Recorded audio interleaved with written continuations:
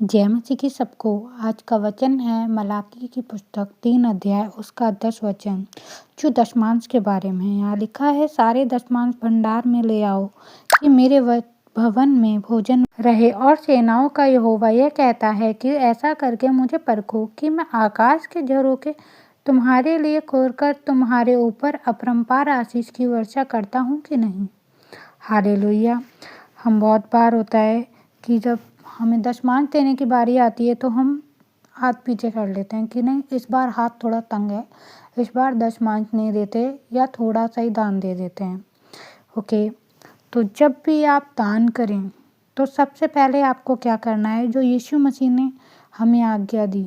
दूसरा कुरिन्थियों 9 अध्याय उसके 7 वचन में लिखा है, हमें कुड़कुड़ाना नहीं है, ना किसी के दबाव में आके दशमांश देना है, हमें खुश होके देना, हर्ष से देना है, क्योंकि परमेश्वर भी हमें खुश होके आशीष देता है, खुश होके हमारे सारे कामों में ब्लेसिंग देता है। वो अब कुड़कुड़ाता नहीं है,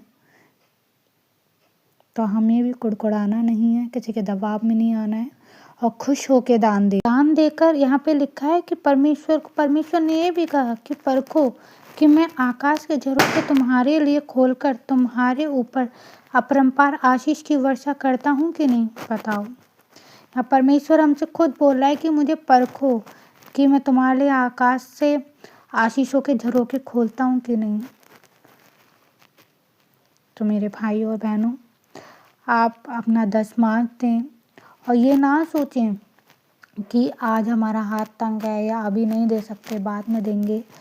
तो आप जब भी दशमांश देते हैं तो खुश होके दें, बिना कुड़कुड़ाए।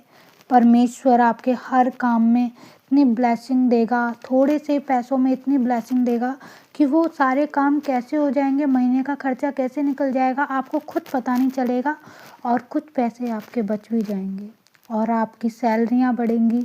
बहुत सारी आशीषें परमेश्वर देगा, आपके बिजनेस में ब्लेसिंग देगा। बस आपको जब दशमांश देना है तो किसी के डर में आके नहीं देना है, खुश होके देना है कि परमेश्वर हमें खुश होके देता है, तो इसीलिए हम उसके भवन में भी खुश होके दें। ओके, ना कुड़कुड़ा के, नहीं मैं तो नहीं दे रही यार, मुझे नहीं देना चाहिए, ऐसे करके नहीं करना है। ठीक है, खुश होके देने वाले बने। परमेश्वर भी आपके लिए आकाश से आशीषों के झरोखे खोल देगा, आपकी सारी प्रॉब्लम को सॉल्व करेगा। हालेलुया। आई होप आपको ये वचन समझ आया होगा। वचन के पढ़े और सुने जाने पे आप सबको आशीष मिले। आमीन।